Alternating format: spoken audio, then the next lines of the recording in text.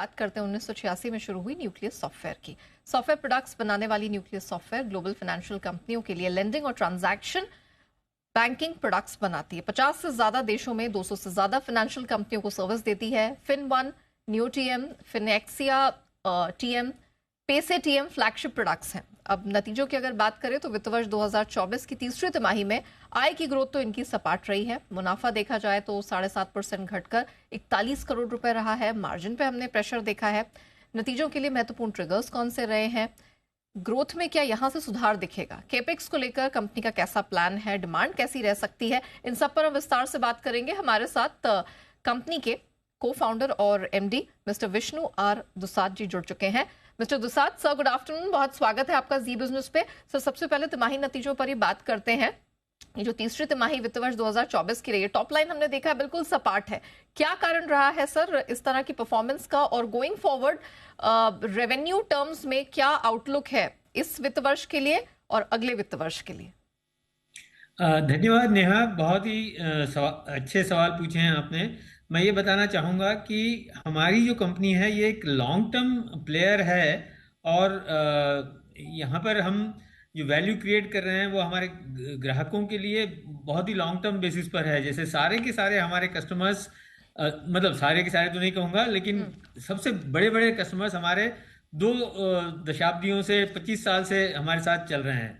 तो उसमें हमारा ये रहता है कि हमारी जो इंटेलेक्चुअल प्रॉपर्टी है जो कि कोड के फॉर्म में है और साथ ही साथ हमारे लोगों के फॉर्म में है, वो हम बहुत अच्छी तरह से संभाल कर रखें और बहुत अच्छी तरह से उसकी ग्रोथ करें। तो इसलिए हम क्वार्टर टू क्वार्टर हम कभी भी हमने बात नहीं की है कि हमारी ग्रोथ रहेगी या क्वार्टर टू क्वार्टर हमारा फोकस रहेगा। और इसी के तहत जो आप जो नतीजे देख रहे हैं वो आपको उस नजरिए से देखना होगा। ओके, तो सर वित्त वर्ष के लिहाज से क्या एक्सपेक्टेड, अगर FY25 की ही बात करें तो क्या एक्सपेक्टेशन है आपकी अगर रेवेन्यू ग्रोथ देखी जाए तो?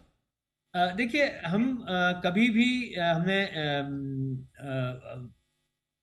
मतलब अब हमारा वो नहीं करते हैं, हम लोग बताते नहीं है कि हमारी क्या ग्रोथ रहेगी, क्योंकि वो हम अननेसेसरी प्रेशर नहीं बिल्डअप करना चाहते हैं जिसकी वजह से और परेशानी हो सकती है।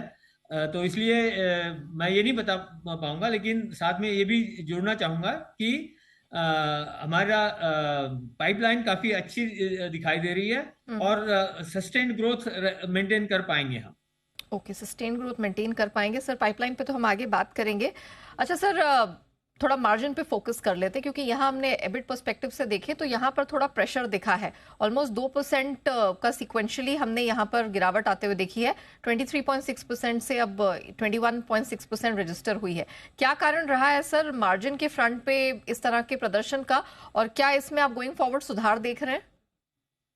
हाँ, देखिए, ये जो पहले मैंने बताया उसी उसी ये इसका कारण वही रहा है। हमारे लिए हमारे लोग जो जो हमारे ग्राहकों को सॉल्यूशंस देते हैं, वहाँ इम्प्लीमेंट करते हैं, वहाँ और उनके लिए डेवलप करते हैं हमारी इंटेलेक्चुअल प्रॉपर्टी, उनका रिटेंशन बहुत ज़्यादा महत्वपूर्ण है। और ये जो भी हमारे खर्चे बढ़े हैं वो उसी दिशा में बढ़े हैं। और ये हम बढ़ाते रहेंगे।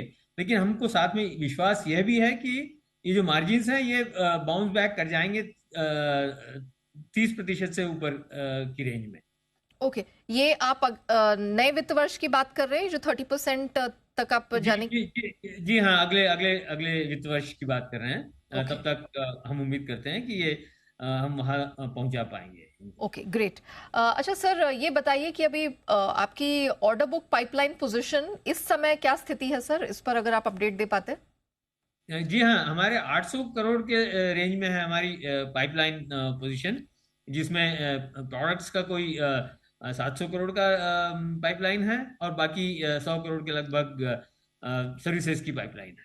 ओके, और सर इसके एग्जीक्यूशन इम्प्लीमेंटेशन सर कब तक होते देख रहे हैं, या फिर ये ऑनगोइंग है?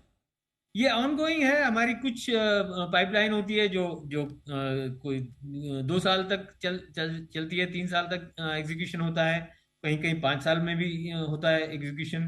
तो उस तरह की पाइपलाइन होती है हमारी। अच्छा सर, हम हाल फिलहाल देख रहे हैं बहुत सारी IT कंपनी से जब हमने बातचीत की तो वो अपने एआई बेस्ड प्लेटफॉर्म्स लॉन्च कर रहे हैं। हम जानना चाह रहे थे कि न्यूक्लियस सॉफ्टवेयर इस समय कहाँ खड़ा है, क्या स्टेटस है सर आपकी तरफ से, आपकी कंपनी की तरफ से कौन कौन सी एआई बेस्ड ऑफरिंग्स हैं और उनकी स्थिति क्या है, मौजूदा स्थिति ये बताइए।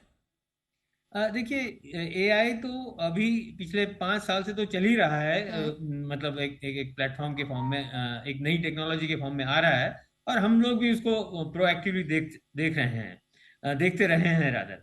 तो कुछ फंक्शनैलिटी हमने हमारे ट्रांजैक्शन बैंकिंग प्रोडक्ट में ऑलरेडी डिलीवर की है, जिसमें कि अगर अगर कोई ट्रांजैक्शंस ऑफलाइन, मतलब ऑफ द ट्रैक जा रही हो, तो वो हमारा एआई इंजन उसको उन ट्रांजैक्शंस को कैप्चर करके वो हाईलाइट करता है यूजर्स को।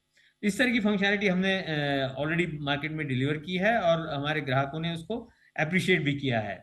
और इसी तरह की कई फंक्शनैलिटियों पर अभी हमारा काम चल रहा है, और जैसे ही वो किसी फॉर्म में आएगा लेंडिंग में, तो हम आपके साथ बिल्कुल शेयर करेंगे। ओके सर, ये आप प्रोडक्ट्स पे काम कर रहे हैं या इससे जुड़ी कंपनीज के साथ कोई टाई अप हुई है, या कोई पार्टनर या कोई आपको क्लाइंट्स जुड़े हैं, अगर आप ये क्लियर कर पाए। मैं ये बात कर रहा हूँ कि हम इंटरनली आर्टिफिशियल इंटेलिजेंस टेक्नोलॉजी को हमारे प्रोडक्ट्स को कैसे बेहतर कर सकते हैं, उसके लिए इस्तेमाल कर रहे हैं। अच्छा, ओके, वैलिड पॉइंट सर। अच्छा सर, क्या एक्विजिशन स्ट्रैटेजी रहेगी आने वाले फाइनेंशियल ईयर के लिए, अगर आप कुछ शेयर कर पाते। नहीं, एज ए डिफॉल्ट हमारी एक्विजिशन का हमारा इंक्लिनेशन बहुत कम होता है। तो एज ऑफ नाउ तो बिल्कुल भी नहीं है। लेकिन हमारी जो 800 करोड़ की इस समय कैश पोजीशन है, उसको हम अपनी प्रोडक्ट की क्वालिटी को फर्दर इम्प्रूव करने के लिए हम नई टेक्नोलॉजीज एक्वायर करेंगे। उसके लिए उस दिशा में भी यूज होगी। उदाहरण के तौर पे CICD, ये एक नई टेक्नोलॉजी है। नई मतलब अभी उसको भी 5-10 साल तो हो ही गए, लेकिन ये कंटिन्यूअस इंटीग्रेशन, कंटिन्यूअस डिप्लॉयमेंट इसके नाम से ये टेक्नोलॉजी बनती है, जिसकी वजह से क्वालिटी में बहुत अच्छा इजाफा होता है। तो हमारी कंपनी इस दिशा में तेजी से आगे बढ़ रही है, और उसी में हमारा इन्वेस्टमेंट भी और जाएगा। सर, कितना इन्वेस्टमेंट जाएगा, अगर आप बता सके, किस तरह का इन्वेस्टमेंट इसके लिए आपने ईयरमार्क कर रखा है। ये कोई 40-50 करोड़ तो चला ही जाएगा। ऑलरेडी हमारा 10-15 करोड़ के रेंज में हो गया होगा, और 40-50 करोड़ और जाएगा। सर, अगर आप बता सके, हमने नोटिस किया कि आपकी जो टॉप लाइन है उसमें यूरोप की तरफ से कुछ अच्छी ग्रोथ देखने को मिली है। तो सर, गोइंग फॉरवर्ड और कौन कौन सी ज्योग्राफीज है जिनका कंट्रीब्यूशन आपकी ग्रोथ पे सबसे ज्यादा देखने को मिल सकता है। देखिए, नॉर्थ अमेरिका एक ऐसा एरिया रहा है जहाँ पर हमारा बहुत ज़्यादा हमारा फोकस नहीं था अभी तक।